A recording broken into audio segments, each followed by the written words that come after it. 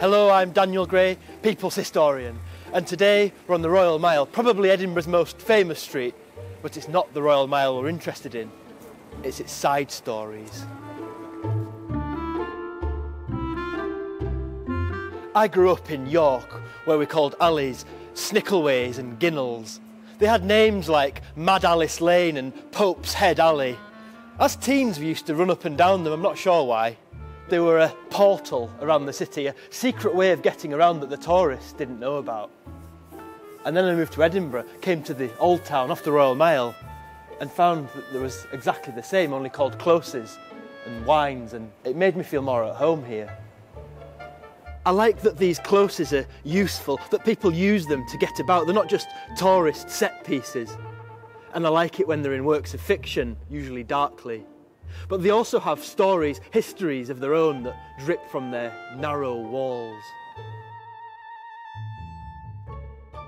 Many of those stories, though, are sad ones. The walls weep.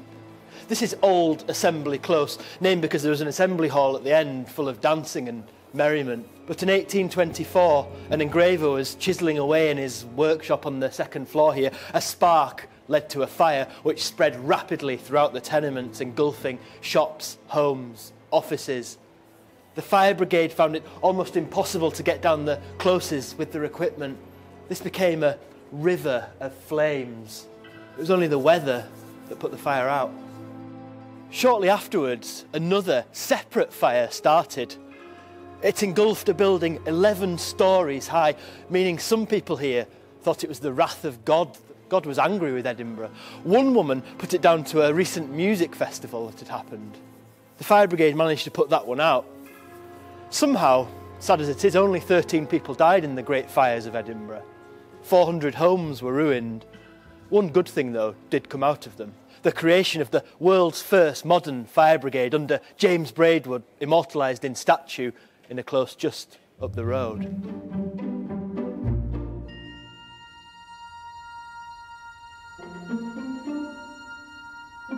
One November day in 1861, the tenement that was here tumbled to the ground, layer upon layer falling into the street. 35 people were killed. But from among the rubble came a voice. "Heave away, lads, heave away. I'm not dead yet." It was Joseph McIver, and he was saved, a teenage lad. He's now immortalised in stone, though interestingly they changed the word lads for the word chaps. It's Edinburgh after all. These disasters down the closes acted as a clarion call, a megaphone announcing the terrible conditions people were living in the old town. Wealth had shifted across to the new town. The old town had become impoverished, a shanty town built from stone.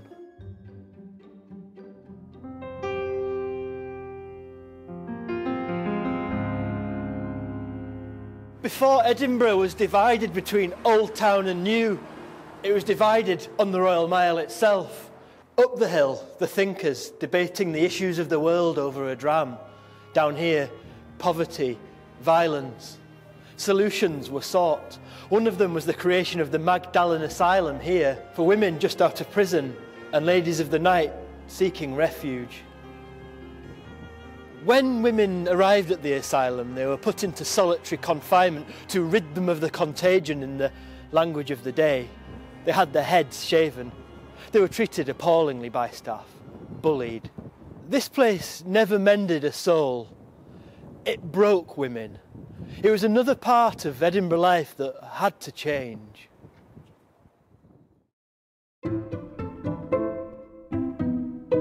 This is Tolbooth Wynd off the Canongate.